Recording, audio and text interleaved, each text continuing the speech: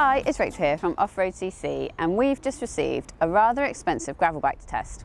So this is the Pinarello Grevil.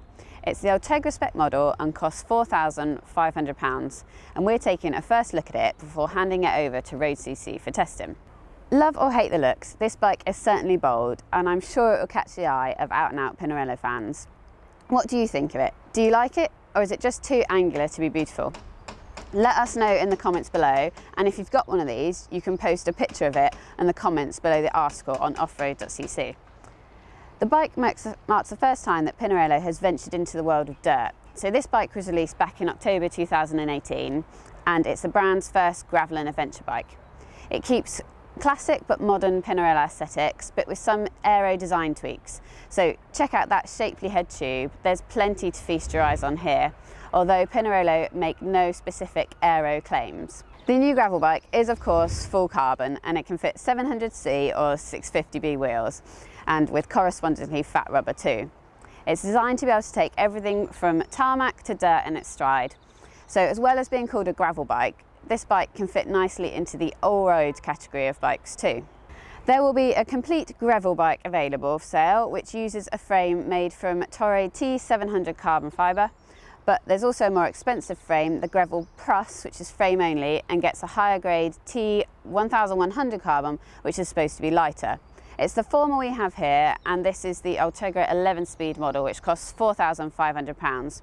You can add £1,000 for the Di2 version, and then there's a Grevil Plus with SRAM Force and that higher modulus carbon for a sizable £7,000.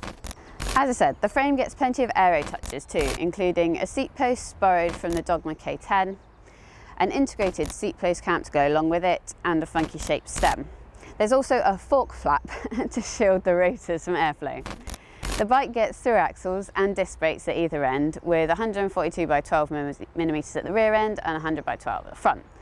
The frame's internally routed for both DO2 and conventional cables, and you can fit 650B by 2.1 inch tyre or up to a 42mm tyre on a 700C rim. Our test bike has Fulcrum 650B 7 racing wheels with Vittoria Torino 0 tyres, so it's fitted on quite a cheap wheel set on an expensive bike. But as my Road.cc colleague Dave says, the money is in the frame set, and you've got to pay for Italian passion. So Italian passion aside, back to the mechanical elements. The bottom bracket is threaded, the hydraulic brakes are flat mount, and there is a front mech mount for 2x riders. Up in the cockpit, there's alloy bars with a slight flare, and they're from Pinarello's in-house brand Most.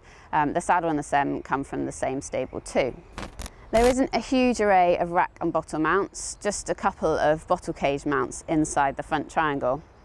So if you're buying this bike and you want to go bike packing, you'll have to look at options that attach to the bike without the use of bottle bosses or similar. There are 6 frame sizes, which range from 44 centimetres to 59 centimetres, and the geometry is fine-tuned, offering different head angles and different seat tube angles for different sizes.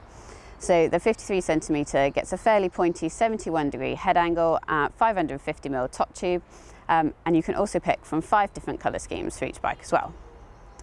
We'll get this one out for test soon. It's going over to Road.cc, and they're sticking their tester Stu Curtin on it. So we'll be looking forward to seeing what he says soon. So check back on Road.cc and Off.road.cc for a full review in the very near future. Thanks so much for watching.